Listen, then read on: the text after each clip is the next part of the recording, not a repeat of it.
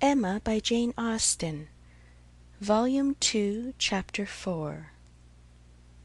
Human nature is so well disposed towards those who are in interesting situations, that a young person who either marries or dies is sure to be spoken of kindly. A week had not passed since Miss Hawkins's name was first mentioned in Highbury, before she was by some means or other discovered to have every recommendation of person and mind to be handsome, elegant, highly accomplished, and perfectly amiable. And when Mr. Elton himself arrived to triumph in his happy prospects, and circulate the fame of her merits, there was very little more for him to do than to tell her Christian name, and say whose music she principally played. Mr. Elton returned a very happy man. He had gone away rejected and mortified, disappointed in a very sanguine hope, after a series of what appeared to him strong engagements, and not only losing the right lady, but finding himself debased to the level of a very wrong one. He had gone away deeply offended. He came back engaged to another, and to another as superior, of course, to the first, as under such circumstances what is gained always is what is lost. He came back gay and self-satisfied, eager and busy, caring nothing for Miss Woodhouse, and defying Miss Smith. The charming Augusta Hawkins, in addition to all the usual advantages of perfect beauty and merit, was in possession of an independent fortune of so many thousands as would always be called 10, a point of some dignity as well as some convenience. The story told well, he had not thrown himself away. He had gained a woman of £10,000 or thereabouts, and he had gained her with such delightful rapidity. The first hour of introduction had been so very soon followed by distinguishing notice. The history which he had to give Mrs. Cole of the rise and progress of the affair was so glorious, the steps so quick from the accidental rencontre to the dinner at Mr. Green's and the party at Mrs. Brown's, smiles and blushes rising in importance, with consciousness and agitation richly scattered. The lady had been so easily impressed, so sweetly disposed, had, in short, to use a most intelligible phrase, been so ready to have him, that vanity and prudence were equally contented. He had caught both substance and shadow, both fortune and affection, and was just the happy man he ought to be, talking only of himself and his concerns, expecting to be congratulated, ready to be laughed at, and with cordial, fearless smiles, now addressing all the young ladies of the place, to whom a few weeks ago he would have been more cautiously gallant.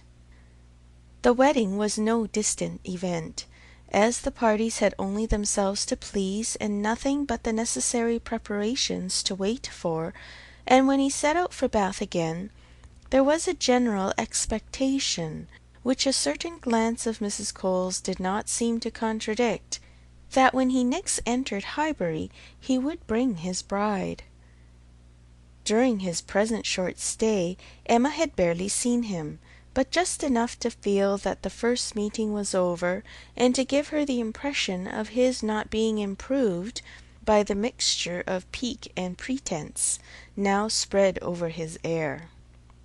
She was, in fact, beginning very much to wonder that she had ever thought him pleasing at all, and his sight was so inseparably connected with some very disagreeable feelings, that except in a moral light, as a penance, a lesson, a sort of profitable humiliation to her own mind, she would have been thankful to be assured of never seeing him again.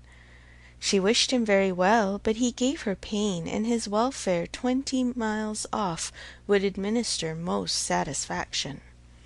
The pain of his continued residence in Highbury, however, must certainly be lessened by his marriage. Many vain solicitudes would be prevented, many awkwardnesses smoothed by it. A Mrs. Elton would be an excuse for any change of intercourse.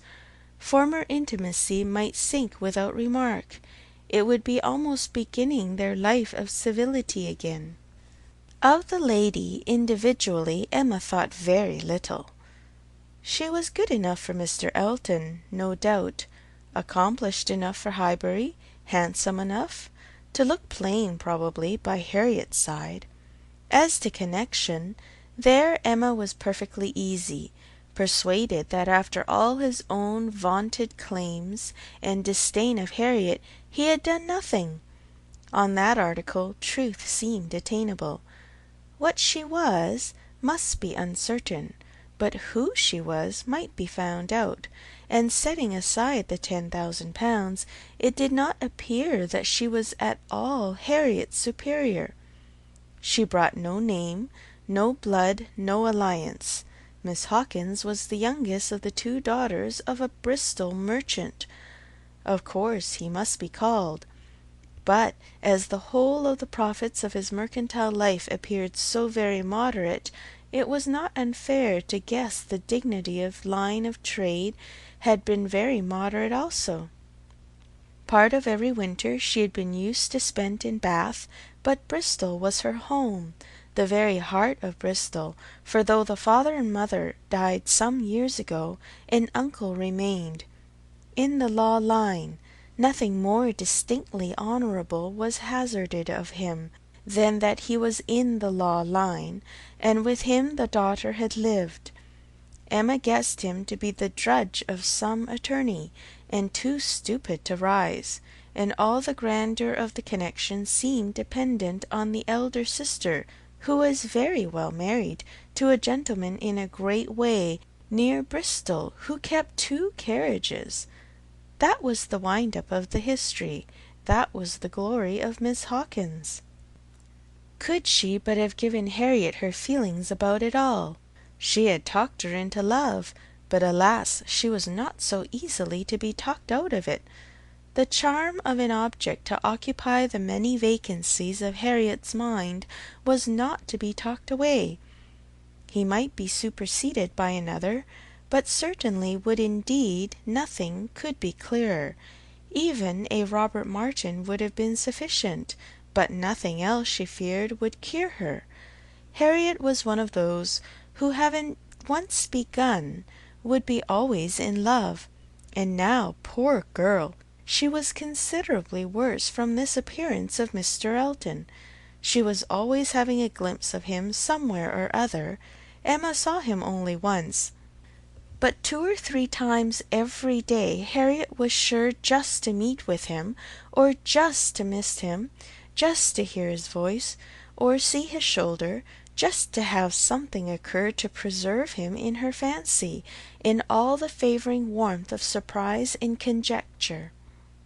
She was, moreover, perpetually hearing about him, for, excepting when at Hartfield, she was always among those who saw no fault in Mr. Elton, and found nothing so interesting as the discussion of his concerns, and every report therefore, every guess, all that had already occurred, all that might occur in the arrangement of his affairs, comprehending income, servants, and furniture, was continually in agitation around her.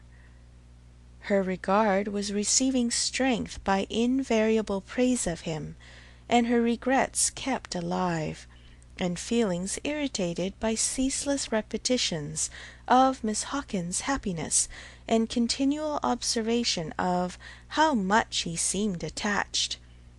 His air as he walked by the house, the very sitting of his hat, being all in proof of how much he was in love. Had it been allowable entertainment, had there been no pain to her friend, or reproach to herself in the waverings of Harriet's mind, Emma would have been amused by its variations. Sometimes Mr. Elton predominated, sometimes the Martins, and each was occasionally useful as a check to the other. Mr. Elton's engagement had been the cure of the agitation of meeting Mr. Martin. The unhappiness produced by the knowledge of that engagement had been a little put aside by Elizabeth Martin's calling at Mrs. Goddard's a few days afterwards. Harriet had not been at home, but a note had been prepared and left for her, written in the very style to touch, a small mixture of reproach with a great deal of kindness, and till Mr. Elton himself appeared, she had been much occupied by it, continually pondering over what could be done in return, and wishing to do more than she dared to confess. But Mr. Elton in person had driven away all such cares. While he stayed, the Martins were forgotten, and on the morning of his setting off for Bath again, Emma, to dissipate some of the distress it occasioned, judged it best for her to return Elizabeth Martin's visit. How that visit was to be acknowledged, what would be necessary, and what might be safest, had been a point of some doubtful consideration. Absolute neglect of the mother and sisters, when invited to come, would be ingratitude. It might not be, and yet the danger of a renewal of the acquaintance. After much thinking, she could determine on nothing better than Harriet's returning the visit, but in a way that, if they had understanding, should convince them that it was to be only a formal acquaintance. She meant to take her in the carriage, leave her at the Abbey Mill while she drove a little further, and call for her again so soon as to allow no time for insidious applications or dangerous recurrences to the past, and give the most decided proof of what degree of intimacy was chosen for the future. She could think of nothing better, and though there was something in it which her own heart could not approve, something of ingratitude merely glossed over, it must be done, or what would become of Harriet? End of Volume 2, Chapter 4.